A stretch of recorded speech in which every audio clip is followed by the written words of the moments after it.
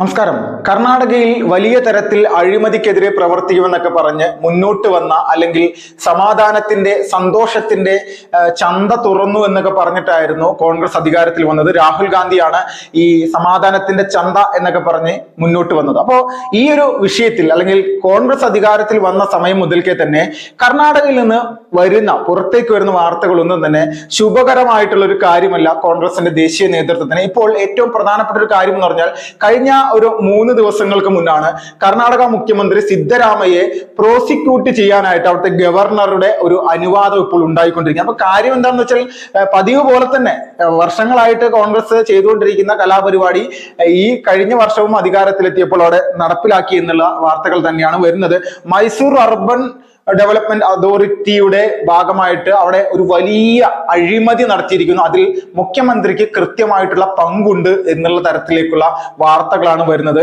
അപ്പോ നമ്മൾ എല്ലാവരും ചിന്തിക്കേണ്ടത്, കർണാടകയിൽ BJP സർക്കാരിനെ അധികാരത്തിൽ നിന്ന് പുറത്തേക്ക് എത്തിക്കാൻ വേണ്ടി ഒരുപാട് പ്രചരണങ്ങൾ നടത്തിയിട്ടുണ്ട്. എന്ത് പ്രചരണമാണ്? ഈ പ്രചരണങ്ങളാണ് യഥാർത്ഥത്തിൽ കള്ളപ്രചരണങ്ങൾ എന്നുള്ള രീതിയിലേക്ക് BJP ആ സമയത്ത് തന്നെ അവതരിപ്പിച്ചത്. പക്ഷെ എങ്ങനെയോ ഇവരുടെ ഈ ഒരു മായാവലയത്തിൽ അകപ്പെട്ട് അവിടുത്തെ ജനങ്ങൾ താമര ചിഹ്നത്തിനെതിരെ വോട്ട് ചെയ്തതിന്റെ ഗുരുതരമായിട്ടുള്ള സംഭവങ്ങളാണ് ഇപ്പൊ നടന്നുകൊണ്ടിരിക്കുന്നത് എന്നുള്ള തർക്കമില്ല.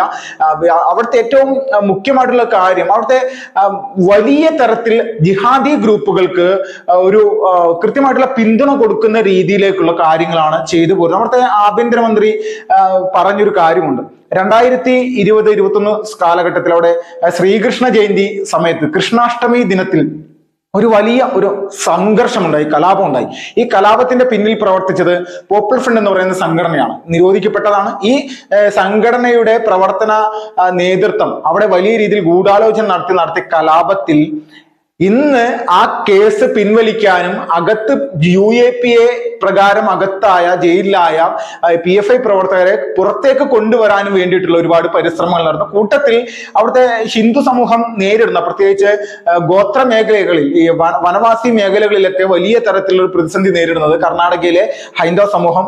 അത് മതപരിവർത്തനമാണ്, ക്രൈസ്തവ മതപരിവർത്തനം എന്നുള്ള രീതിയിലേക്കുള്ള ഒരു ആരോപണം വർഷങ്ങളായിട്ട് തന്നെ അവിടെ ഉന്നയിക്കപ്പെടുന്നുണ്ട്. അപ്പോൾ ഈ ആരോപണം യാഥാർത്ഥ്യമാണോ അല്ലയോ എന്നുള്ളതൊക്കെ ആ സമയത്ത് മുതൽക്കേ തന്നെ BJP ഇതിന് മുൻ അധികാരത്തിൽ വരുന്ന സമയത്ത് ഇതിനെ പറ്റി ഒരു അന്വേഷണം ഉണ്ടായി. അതിലവർ കൃത്യമായിട്ട് പറയുന്നു, ചില ആസൂത്രിതമായിട്ടുള്ള ആളുകളുടെ ഭാഗത്ത് നിന്ന് ഇങ്ങനെ ഒരു ശ്രമമുണ്ട്. അപ്പൊ അതിനെതിരെ കൃത്യമായിട്ടുള്ള നിയമനിർമ്മാണം നടപ്പിലാക്കണം.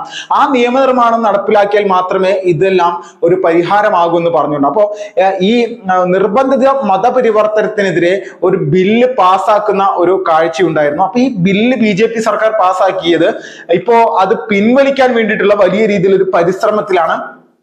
കൂട്ടത്തിൽ അവിടെയുള്ള കോൺഗ്രസ് സർക്കാരും കോൺഗ്രസിന്റെ അണികളും അവരുടെ സഖ്യകക്ഷികളുമെല്ലാം ടിപ്പു സുൽത്താനെ പോലെയുള്ള ഒരു ഹിന്ദു വിരുദ്ധ ഒരു വ്യക്തിയെ വലിയ രീതിയിൽ പൊതുസമൂഹത്തിന്റെ ഇടയിൽ പ്രൊമോട്ട് ചെയ്യാൻ വേണ്ടിയിട്ട് എത്രത്തോളം തങ്ങൾക്ക് സാധിക്കുമോ അത് നിരന്തരമായിട്ട് ചെയ്യാൻ വേണ്ടിയിട്ട് പരിശ്രമിക്കുകയാണ് കോൺഗ്രസ് എന്ന് പറയുന്ന രാഷ്ട്രീയ പ്രസ്ഥാനം. അപ്പോൾ ഇതെല്ലാം ചെയ്തുകൊണ്ട് ഒരു പ്രത്യേക തീവ്രമായിട്ട് ചിന്തിക്കുന്ന ആളുകളെ പ്രോത്സാഹിപ്പിച്ചുകൊണ്ടെല്ലാമാണ് കോൺഗ്രസ് ഇപ്പോൾ അവിടെ മുന്നോട്ട് വരുന്നത്. നിരന്തരമായിട്ട് മോദി വിരുദ്ധമായിട്ടുള്ള നിലപാടുകൾ, BJP ഹിന്ദുത്വ നിലപാടുകൾ മാത്രം എടുത്തുകൊണ്ടാണ് രാജ്യത്ത് ഭരിക്കുന്നത്.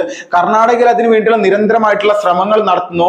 അങ്ങനെ ഒരുപാട് കാര്യങ്ങൾ പറഞ്ഞുകൊണ്ട് ഓരോ നിമിഷവും നമ്മുടെ രാജ്യത്ത് ഉടനീളം, കർണാടകയിൽ മാത്രമല്ല രാജ്യത്തുടനീളം തങ്ങൾ പ്രചരിപ്പിക്കുന്ന കള്ളപ്രചരണങ്ങളുടെ അകത്തേക്ക് ആ ഒരു മായാവലയത്തിലേക്ക് ജനങ്ങളെ എത്തിക്കാൻ വേണ്ടിയാണ് അവർ ശ്രമിക്കുന്നത്. ഒരു ഉപകാരമില്ലാത്ത സർക്കാരാണ് രാജ്യത്തുടനീളം കോൺഗ്രസിന്റെ ഭാഗത്ത് നിന്ന് രൂപം കൊണ്ടിട്ടുള്ളത്. പല സ്ഥലങ്ങളിലും അതുണ്ട്. അപ്പോ ഒരു സമയത്ത് നരേന്ദ്രമോദി പറഞ്ഞ ഒരു പ്രധാനപ്പെട്ട ഒരു കാര്യമുണ്ട്. ഇന്ത്യ മഹാരാജ്യത്ത് നിന്ന് കോൺഗ്രസ് എന്ന് പാർട്ടിയെ ഒഴിപ്പിക്കുന്ന തരത്തിലേക്ക് കോൺഗ്രസ് മുക്ത ഭാരത് എന്നുള്ള രീതിയിലുള്ള ഒരു നിലപാട് അദ്ദേഹം എടുത്തിട്ട് ആ നിലപാടിലേക്ക് നിരന്തരമായിട്ട് പ്രയത്നിക്കുന്ന ആ ഒരു നിലപാട് യാഥാർത്ഥ്യമാകാൻ വേണ്ടി ഒരുപാട് പരിശ്രമങ്ങൾ നടത്തുന്നു. ഈ പരിശ്രമങ്ങളൊക്കെ ഒരു പരിധി വരെ വിജയിച്ച് നിൽക്കുമ്പോഴും കർണാടക പോലെയുള്ള ഒരു സംസ്ഥാനത്ത് വലിയ തരത്തിലുള്ള ഒരു തിരിച്ചടി BJPക്ക് നേരിടേണ്ടി വന്ന ഒരു സമയത്ത് ആ തിരിച്ചടി നേരിട്ടിട്ട് യഥാർത്ഥത്തിൽ BJPക്കല്ല തിരിച്ചടി നേരിട്ടത്, അത് അവിടുത്തെ ജനങ്ങൾക്കാണ് എന്ന് ബോധ്യം വരുന്ന രീതിയിലേക്കുള്ള കാര്യങ്ങളാണ് ഇപ്പൊ പുറത്തു വരുന്നത്. ഒന്ന് ആലോചിച്ച് നോക്കണം, ഒരു സംസ്ഥാനത്തിന്റെ മുഖ്യമന്ത്രിയെ പ്രോസിക്യൂട്ട് ചെയ്യാൻ വേണ്ടിയിട്ട് അവിടുത്തെ ഗവർണർ പോലും അനുവദിക്കുന്ന തരത്തിലേക്ക് കാര്യങ്ങൾ പോകുമ്പോൾ അതെല്ലാം വലിയ രീതിയിൽ തന്നെ ഒരു സംസ്ഥാനത്തെ ഒരു ഭരണ സംവിധാനത്തെ ബാധിച്ചിരിക്കുന്ന ഒരു കാര്യം തന്നെയാണ്. അപ്പൊ നിരന്തരമായിട്ട് നമ്മുടെ രാജ്യത്ത് കോൺഗ്രസ് എന്ന് പറയുന്ന രാഷ്ട്രീയ പ്രസ്ഥാനത്തിന്റെ ഭാഗത്ത് നിന്ന് ജനങ്ങൾക്ക് ഉപകാരമുള്ള ഒരു കാര്യവും നടക്കുന്നില്ല. ആ കാര്യങ്ങൾ നടക്കാത്തതിന്റെ പേരിൽ തന്നെയാണ് പല സ്ഥലങ്ങളിൽ അധികാരത്തിൽ നിന്ന് പോയതെന്നുള്ള രീതിയിലേക്കുള്ള വിഷയങ്ങൾ നമുക്ക് മനസ്സിലാക്കാം. ഇതിനോടൊപ്പം തന്നെ കോൺഗ്രസ് അധികാരത്തിൽ വന്ന സമയം മുതൽക്ക് തന്നെ അവിടുത്തെ പല MLA-മാരും പറയുന്നത് വികസനത്തിനായിട്ടുള്ള ഒരു ഫണ്ടും സംസ്ഥാന സർക്കാരിന്റെ ഭാഗത്തുനിന്നില്ല. പല മന്ത്രിമാർക്കെതിരെയും ഒരുപാട് ആരോപണങ്ങളുമായിട്ട് ഓരോ മന്ത്രിമാരും അല്ലെങ്കിൽ ഓരോ MLA-മാരും മുന്നോട്ട് വരികയായിരുന്നു. അപ്പോൾ ഈ MLA-മാർ ഒന്നിച്ചു നിന്നുകൊണ്ട് 40-നും 60-നും ഇടയിലുള്ള MLA-മാർ BJPയിലേക്ക് വരുമെന്നുള്ള അഭ്യൂഹങ്ങളൊക്കെ ഇതിനോട് അകം തന്നെ വന്നിട്ടുള്ള ഒരു കാര്യം തന്നെയാണ്. അപ്പോൾ ഭരണമാറ്റം എന്നുള്ള തലത്തിലേക്ക് പോലും കർണാടകയിലെ കാര്യങ്ങൾ മാറി മറിയുന്നു. ഇന്ത്യൻ രാഷ്ട്രീയത്തിൽ ഇതുപോലെ രാഷ്ട്രീയ നാടകങ്ങൾ ഉണ്ടാകുന്ന ഒരു സംസ്ഥാനം വേറെയില്ല. അതിലേക്ക് നയിക്കുന്ന തരത്തിലേക്കുള്ള കാര്യങ്ങളാണ് സിദ്ധരാമയ്യെ പ്രോസിക്യൂട്ട് ചെയ്യുന്നത് മൂലം അവിടെ ഉണ്ടാകാൻ പോകുന്നതിൽ തർക്കമില്ല.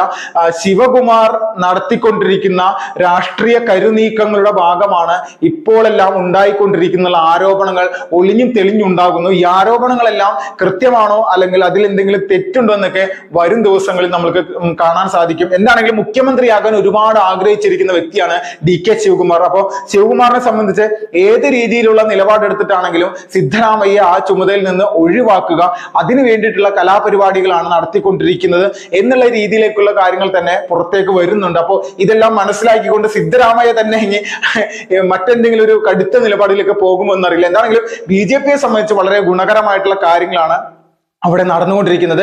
അവർ BJPക്കെതിരെ ഉന്നയിച്ച ആരോപണങ്ങൾ മുഴുവൻ പൊള്ളയാണെന്നും BJP സർക്കാർ അവിടെ ഉണ്ടായിരുന്ന സമയത്ത് ആ സംസ്ഥാനത്തിനുണ്ടായിട്ടുള്ള വികസന നേട്ടങ്ങൾ പ്രധാനമന്ത്രി നരേന്ദ്രമോദി പലവട്ടം ഹെലികോപ്റ്റർ വരെയും ഉണ്ടാക്കുന്നതിന് വേണ്ടിയിട്ടുള്ള ഫാക്ടറികൾ തുടങ്ങുന്ന അല്ലെങ്കിൽ അതിനുവേണ്ടിയുള്ള സംവിധാനങ്ങൾ പോലും തുടങ്ങാൻ വേണ്ടിയിട്ട് കർണാടകയ്ക്ക് വലിയ രീതിയിലുള്ള സാമ്പത്തികം നൽകിയിരിക്കുന്നു.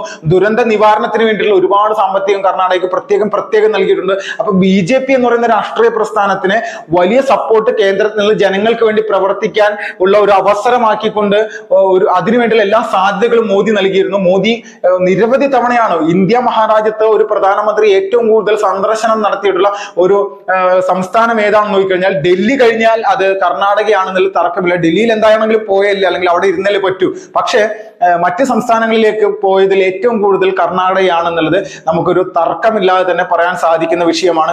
അത്രത്തോളം വലിയ രീതിയിൽ കർണാടക എന്ന് പറയുന്ന സംസ്ഥാനത്തെ ജനങ്ങളുടെ വികസനത്തിനും ക്ഷേമത്തിനും വേണ്ടി കേന്ദ്ര സർക്കാർ ഒരുപാട് കാര്യങ്ങൾ ചെയ്യുന്നുണ്ട്. അതാണ് യഥാർത്ഥത്തിൽ കഴിഞ്ഞ നിയമസഭാ തെരഞ്ഞെടുപ്പിൽ അവിടുത്തെ ജനങ്ങൾ തന്നെ തട്ടിക്കളഞ്ഞത്. ഇപ്പോൾ കരച്ചിലാണ് BJP തന്നെ തിരിച്ചു വരണം, BJP വന്നാൽ മാത്രമേ യഥാർത്ഥത്തിലുള്ള കാര്യങ്ങൾ ഈ സംസ്ഥാനത്ത് നടക്കുള്ളൂ. വികസന മുരടിപ്പിന്റെ ഒരു പടുകുഴിയിലേക്ക് കർണാടകയെ തള്ളി മാറ്റിയിടാൻ സമാധാനത്തിന്റെ ചന്ത തുടങ്ങിയ കോൺഗ്രസിനും അവിടുത്തെ സിദ്ധരാമയ്യ അടക്കമുള്ള DK ശിവകുമാർ അടക്കമുള്ള ആളുകൾക്ക് ഇതുപോലെയുള്ള കാര്യങ്ങൾ ചെയ്യാൻ മാത്രമേ ഇവിടെ സാധിച്ചിട്ടുള്ളൂ എന്നുള്ള ഒരു വിഷയം മാത്രമേ ഈ ഒരു സമയത്ത് പറയാനുള്ളൂ. Vipin Lal, first reporters.